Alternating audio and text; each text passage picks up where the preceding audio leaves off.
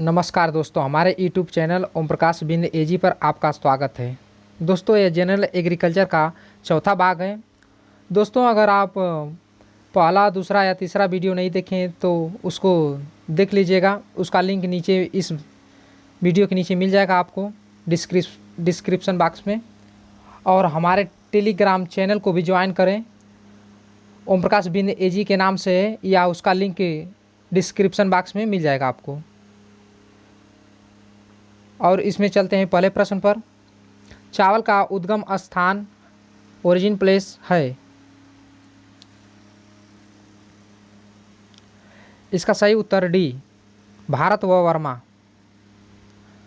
अगला प्रश्न है, चावल के पुष्पक्रम को कहते हैं। चावल के पुष्पक्रम इनफ्लोरेसेंस को कहते हैं। इसका सही उत्तर पेनिकल, ऑप्शन ए। अगला प्रश्न है, छिलके वाले चावल को कहते हैं। छिलके डीहल्ड वाले चावल को कहते हैं। इसका सही उत्तर बी, भूरा चावल। अगला प्रश्न है,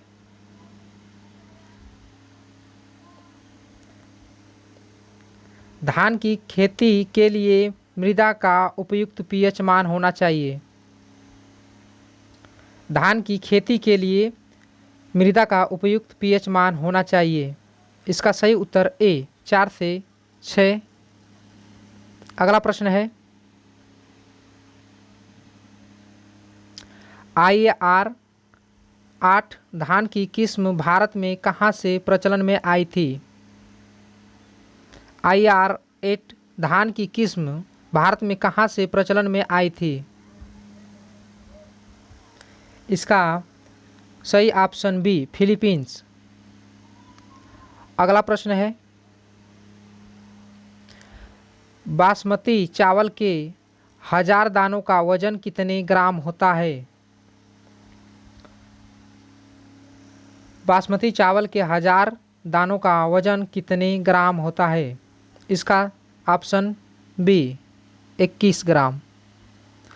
दोस्तों, 1000 दानों का वेट जो होता है उसे टेस्ट वेट भी कहते हैं। अगला प्रश्न है, धान में बौनेपन गुण, ड्वार्फिंग कैरेक्टर्स इन राइस के लिए कौन सा जीन जिम्मेदार है।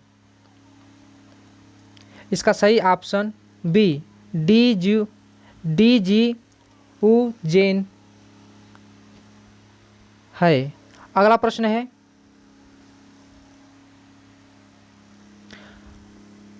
गोल्डन राइस किस तत्व का अच्छा स्रोत है। गोल्डन राइस किस तत्व का अच्छा स्रोत है। इसका सही ऑप्शन ए, विटामिन ए। अगला प्रश्न है, सुपर राइस की कल्पना किसने की। सुपर राइस की कल्पना किसने की। जी खुश ने, ऑप्शन बी, GS खुश ने। अगला प्रश्न है, सामान्य रोटी वाले गेहूं, कॉमन ब्रेड व्हीट का वानस्पतिक नाम है। सामान्य रोटी वाले गेहूं का वानस्पतिक नाम है। इसका सही ऑप्शन बी, ट्रिटिकम एस्टिवम। अगला प्रश्न है, भारतीय बौना गेहूं इंडियन ड्वार्फ व्हीट है। इसका सही ऑप्शन सी, ट्रिटिकम स्फेरोकोकम। इसका ऑप्शन सी, ट्रिटिकम स्फेरोकोकम है। अगला प्रश्न, गेहूं का उद्भव स्थल है या ओरिजिन। इसका सही ऑप्शन बी, मध्य एशिया ब्रैकेट में टर्की। अगला प्रश्न है, सामान्य रोटी वाला गेहूँ 2n इक्वल टू 42। इसका सही उत्तर ऑप्शन सी, षष्ठ गुणित हेक्साप्लॉयड। अगला प्रश्न है, गेहूं का पुष्पक्रम इनफ्लोरेसेंस कहलाता है। दोस्तों इसके ऑप्शन में नहीं दिया है। जो गेहूं का पुष्पक्रम है उसे स्पाइक बोलते हैं, स्पाइक बोलते हैं।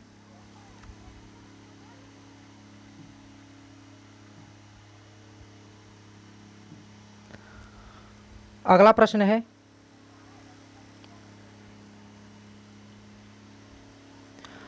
अच्छी प्रकार से गेहूं का दाना भरने के लिए तापक्रम की आवश्यकता होती है।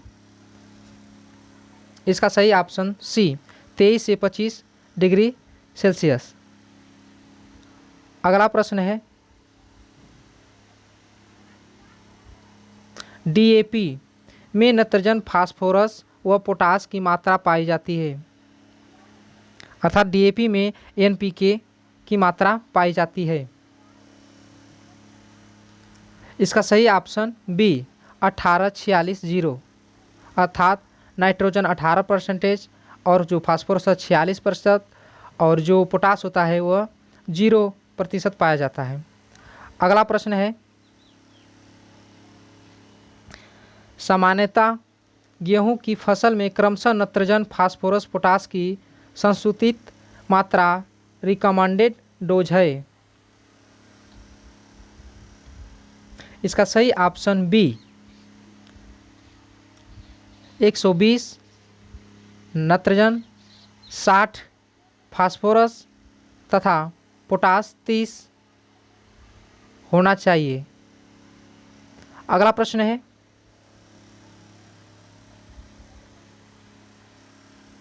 हरित क्रांति किन फसलों में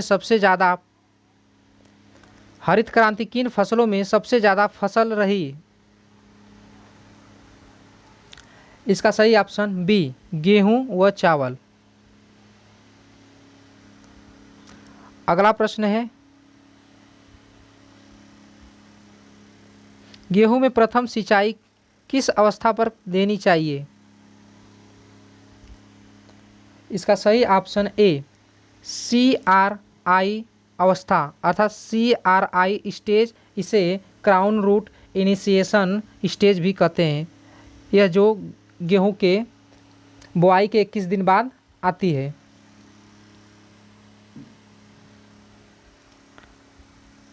अगला प्रश्न है,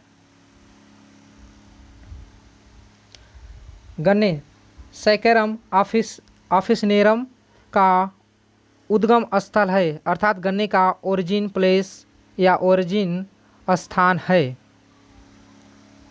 इसका सही ऑप्शन ए, न्यू गिनी। अगला प्रश्न है, गन्ने का सबसे भयंकर रोग, मोस्ट सीरियस डिजीज है। इसका सही ऑप्शन बी, रेड राट, लाल गलन। अगला प्रश्न है, टेट्राजोलियम टेस्ट से निर्धारण करते हैं। इसका सही ऑप्शन सी, सीड वायबिलिटी का। अगला प्रश्न है, 1 हेक्टेयर क्षेत्र में वास्तविक आलू के बीज, ट्रू पोटैटो सीड की बीज दर चाहिए। इसका सही ऑप्शन ए, 100 ग्राम। अगला प्रश्न है, आलू किसका रूपांतरण है? इसका सही ऑप्शन ए, तने का, मॉडिफाइड स्टेम का ये रूपांतरण है। ठीक है दोस्तों, चलते हैं अगले प्रश्न पर। एवरग्रीन रिवॉल्यूशन शब्द किसने दिया? इसका सही option B, doctor MS Swaminathan ने। अगला प्रश्न है, आलू का उद्गम स्थल है या ओरिजिन प्लेस? इसका सही ऑप्शन बी, दक्षिण अमेरिका।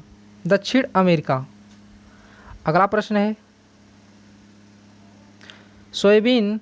सोयाबीन का उत्पत्ति स्थल ओरिजिन प्लेस है? इसका सही ऑप्शन बी, चीन। अगला प्रश्न है दोस्तों, सर्वप्रथम संकर धान किस देश में व्यावसायिक रूप से उगाया गया? अर्थात संकर धान का किस देश में कमर्शियल पैमाने पर या कमर्शियल रूप में उगाया गया? इसका सही ऑप्शन बी, चीन में। अगला प्रश्न है, यूरिया में नाइट्रोजन किस रूप में उपलब्ध होती है? यूरिया में नाइट्रोजन किस रूप में उपलब्ध होती है? इसका सही ऑप्शन बी, एमाइड के रूप में। दोस्तों, यूरिया में नाइट्रोजन 46% पाया जाता है, 46% पाया जाता है। चलते हैं अगले प्रश्न पर। गन्ने में बंची टॉप किसके द्वारा होता है?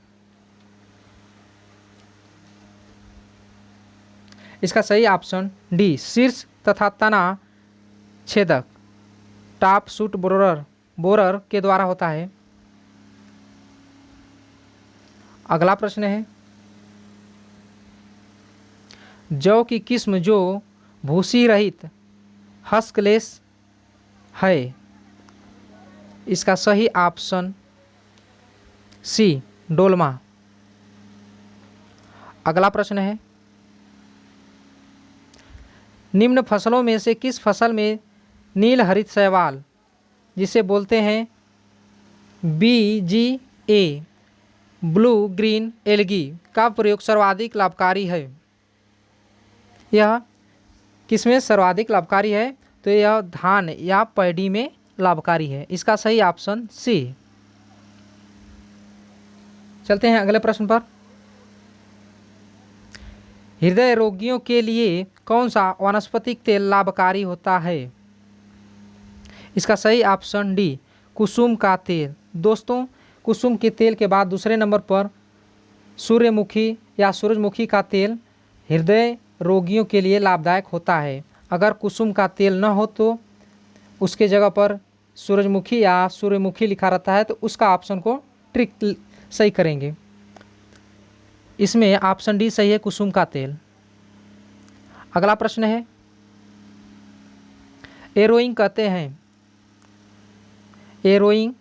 हैं, इसका सही ऑप्शन बी, गन्ने में पुष्पक्रम निकलने की प्रक्रिया को कहते हैं एरोइंग। अगला प्रश्न है, धान में खैरा रोग किस के कारण होता है? धान में खैरा रोग किस के कारण होता है? इसका सही ऑप्शन बी, जिंक की कमी या जस्ते की कमी। इसका ऑप्शन बी। चलते हैं अगले प्रश्न पर। सिंगल सुपर फास्फेट SSP में गंधक का अर्थात सल्फर का प्रतिशत होता है? इसका सही ऑप्शन बी, 12%। SSP में सल्फर की जो मात्रा होती है 12% होती है। अगला प्रश्न है, चिपसोना एक किस्म है। चिपसोना एक किस्म है, यह इसका ऑप्शन डी सही है, आलू की। दोस्तों, आपको बता दें कि जिस वैरायटी के आगे कुफरी मिले या कुफरी शब्द मिले तो आप लोग वह वैरायटी आलू की ही ट्रिक में लगाएं या जानकारी रखें। ठीक है, चलते हैं अगले प्रश्न पर। भारत को कितने कृषि जलवायु क्षेत्रों में बांटा गया है? एग्रो क्लाइमेट जोन्स में बांटा गया है। भारत को कितने कृषि जलवायु क्षेत्रों में बांटा गया है? इसका सही ऑप्शन डी 15। अगला प्रश्न है, मक्का के पौधों में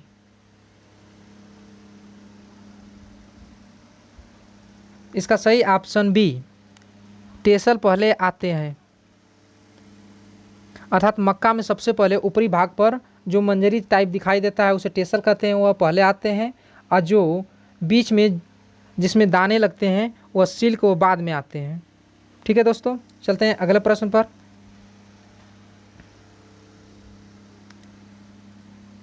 दोस्तों यह लास्ट प्रश्न है, धान के खेतों से कौन सी गैस का उत्सर्जन होता है?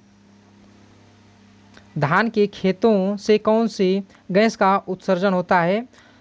यह इसका सही ऑप्शन ए है, मीथेन गैस उत्सर्जन होता है। इसका जो मीथेन गैस है यही धान के खेतों से उत्सर्जित होता है, CH4। ठीक है दोस्तों, तो उम्मीद करता हूँ दोस्तों कि यह वीडियो आपको अच्छा लगेगा और दोस्तों आपके जो एंट्रेंस एग्ज़ाम है उसमें भी सहायता करेगा। दोस्तों अगर हमारे चैनल को सब्सक्राइब नहीं किए हैं तो सब्सक्राइब कर लें और हमारे वीडियो को शेयर और लाइक, और जो इसमें कमी हो उसको कमेंट के द्वारा बताते रहें। दोस्तों धन्यवाद, मिलते हैं अगले वीडियो में।